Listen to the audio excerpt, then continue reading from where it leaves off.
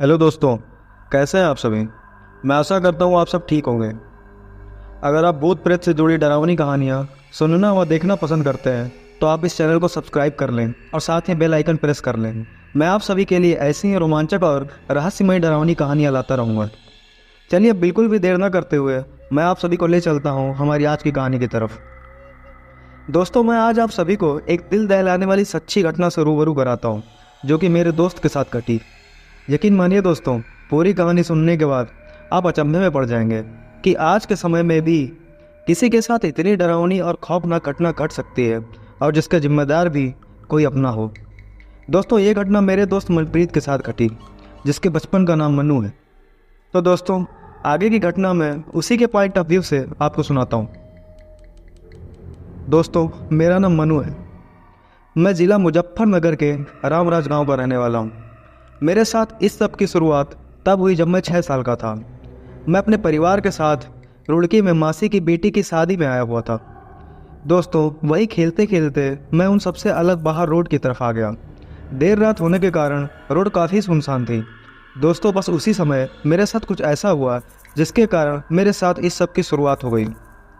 पर दोस्तों, उस समय मैं इतना छोटा था कि मैं ये तक नहीं समझ पाया कि मेरे साथ हुआ क्या है।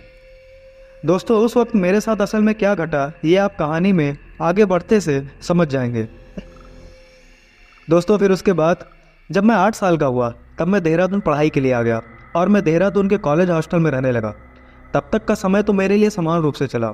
फिर मैं 2021 में घर गया। दोस्तों, ये वो समय था जब उन बुरी ताकतों ने मेरे ऊपर हावी होना शुरू कर दिया था।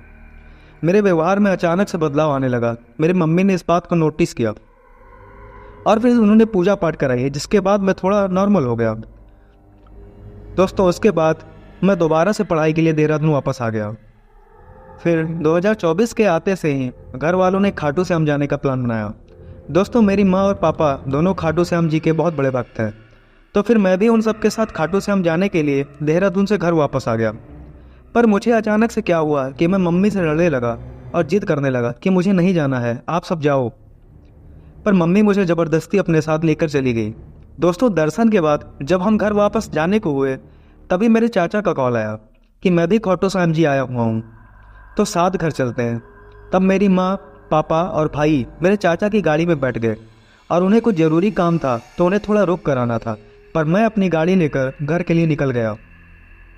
दोस्तों, मैं जयपुर हाईवे दूसरा गांव के पास पहुंचा ही था कि मेरी गाड़ी का आगे का दाहिना टायर अपने आप फट गया। दोस्तों, मैंने गाड़ी को धीमी करके साइड में करके रोकने की कोशिश की, तभी मेरी कार के आगे का बायां टायर भी ब्लास्ट हो गया और कार की स्पीड अपने आप बढ़ गई। दोस्तों, मेरा पूरा दिमाग सुन पड़ गया और गाड़ी जाकर बिजली के खंभे से टकरा गई। दोस्तों, वो दुर्घटना इतनी भीषण थी कि देखने वालों को इस बात पर विश्वास नहीं हो रहा था कि मैं जिंदा कैसे बच गया। मैं महीनों तक हॉस्पिटल और कई दिनों के बेड रेस्ट पर रहा। मेरे साथ जो कुछ भी हुआ उसे देखकर मम्मी ने ग्रहों की शांति के लिए पंडित जी को दिखाया। उन्होंने देखने से ही बोला कि इसके साथ जो भी हुआ वो कोई सामान्य दुर्घटना नहीं थी, इसके पीछे कई बुरी शक्तियों का हाथ है। दोस्तों, कुछ दिन बीते, मैं घर पर अपने कमरे में लेटा हुआ फ़ोन चला रहा था। रात के लगभग 1 बज रहे थे। मुझे अचानक से ऐसा लगा कि मेरे अलावा भी उस कमरे में कोई मौजूद है। मैंने सर उठाकर देखा और मैं सन्न सा रह गया। दोस्तों, मैंने अपने रूम में से एक औरत एक आदमी को बाहर जाते देखा। मैं ज़ोर से चीखा। आवाज़ सुनकर माँ रूम में आई। मैंने उन्हें सब कुछ बताया, जो कुछ भी मैंने रूम में देखा। माँ कुछ घंटों तक मेरे साथ ही रही, मुझे समझाया और हिम्मत दिया कि तुम्हारा वहम हो सकता है, सब ठीक है, आराम से सो जाओ। फिर मैं भी थोड़ी देर बाद सो गया। दोस्तों, करीब रात के 2:40 के आसपास बजे होंगे जब मुझे ऐसा लगा कि कोई मेरी गर्दन मरोड़ रहा हो, और फिर अचानक से मैं बेड से 2 फीट ऊपर हवा में उठा और बेड से नीचे जाकर ज़मीन पर गिरा। दोस्तों, मुझे काफ़ी चोट आई, मेरे सर से खून की धार बह चली। उसके बाद मैं अपने रूम में 1 घंटे तक तड़पता रहा। अजीब सी भाषा में अलग ही आवाज़ में बड़बड़ाने लगा। जब मुझे होश आया तब माँ ने मुझे बताया कि चोट लगने के बाद क्या क्या हुआ मेरे साथ। फिर पापा ने बालाजी दरबार में कॉल करके पंडित जी से झाड़ फूक लगवाई। फिर मैं ठीक हो गया। करीब 10 दिन तक मैं ठीक रहा। फिर जब मैं अपने रूम में खाना खा रहा था तब मुझे अपने सीने पर जकड़न सा महसूस हुआ, जैसे किसी ने मेरी सांस रोक रखी हो। मेरे रूम में मेरा भाई भी था। उसने मम्मी को आवाज़ दिया। फिर मम्मी ने कॉल करके पापा को बुलाया। पापा ने दोबारा से बालाजी दरबार में कॉल किया। तब उन्होंने फिर से झाड़ फूँक करना शुरू किया। तब मेरे अंदर से किसी और आवाज़ ने बोला कि मैं राहुल, मैं बचपन से ही इसके साथ हूँ। जब ये अपने मासी की बेटी की शादी में गया था तब से ये मुझे पसंद आ गया था, पर मैंने इसे कभी परेशान नहीं किया।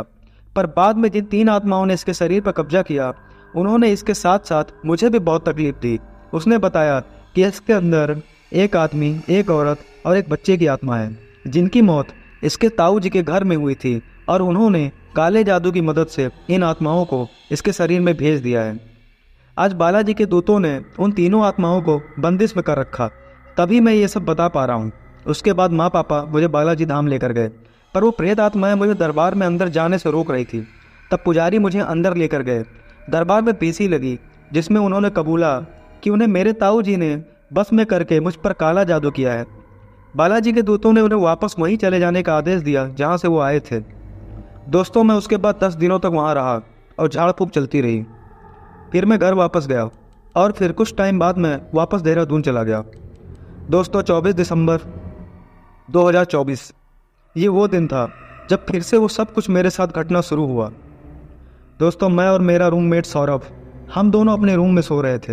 रात के करीब 1 बज रहे होंगे। हम दोनों को एहसास हुआ कि जैसे किसी ने सुई सी हमारे पैरों में चुभा दी हो। हम दोनों एकदम से नींद से उठ गए। हम दोनों एक दूसरे को देखने लगे। शायद कुछ बोलने की जरूरत नहीं थी, हम दोनों को एक दूसरे की शक्ल से पता चल रहा था कि जो भी हुआ है दोनों के साथ हुआ है। फिर अचानक से रूम में लगा बड़ा सा शीशा जमीन पर गिरा और चकनाचूर हो गया। हम दोनों काफ़ी सहम चुके थे। मैंने तुरंत माँ को कॉल लगाया, पर दोस्तों जो माँ ने बताया वो सुनकर तो जैसे मेरे शरीर से प्राण ही बाहर निकल गए। दोस्तों, माँ ने बताया कि जो माँ के रूम का शीशा भी उसी समय अपने आप गिरकर टूटा जिस समय मेरे रूम का। दोस्तों, उसके बाद फिर से मुझे माँ पापा बालाजी दरबार लेकर गए। तब वहाँ दरबार के पुजारी ने बताया कि जिन प्रेतों को बालाजी की कृपा से वापस भेजा था, दोबारा से उन्हें वश में करके इसके ताऊ ने इस पर काला जादू किया है। पर इस बार उन प्रेतों ने बोला कि वो नहीं आना चाहते थे, पर उन्हें वश में करके इसके पीछे भेजा गया है। उन प्रेतों ने बालाजी से मुक्ति के लिए प्रार्थना की और बालाजी की कृपा से उन्हें मुक्ति मिल गई और बालाजी के आशीर्वाद से मैं भी अब बिल्कुल ठीक हूँ। तो दोस्तों, ये थी मेरे दोस्त मनप्रीत के साथ घटी घटना। दोस्तों, आप कमेंट करके ज़रूर बताइएगा कि आपको ये घटना कैसी लगी। बाकी दोस्तों, जिसके साथ घटती है वो ही समझता है कि उसने वो वक्त कैसे काटा हुआ। साथ ही साथ दोस्तों, अगर आप भी अपने साथ घटी ऐसी ही कोई डरावनी घटना साझा करना चाहते हैं तो आप मुझे इंस्टाग्राम और फेसबुक पर लिख सकते हैं, जिनके लिंक्स आपको डिस्क्रिप्शन में मिल जाएंगे। तो दोस्तों, मिलते हैं कुछ नई दिल दहला देने वाली, खौफनाक, रहस्यमयी और डरावनी कहानियों के साथ। तब तक के लिए टेक केयर।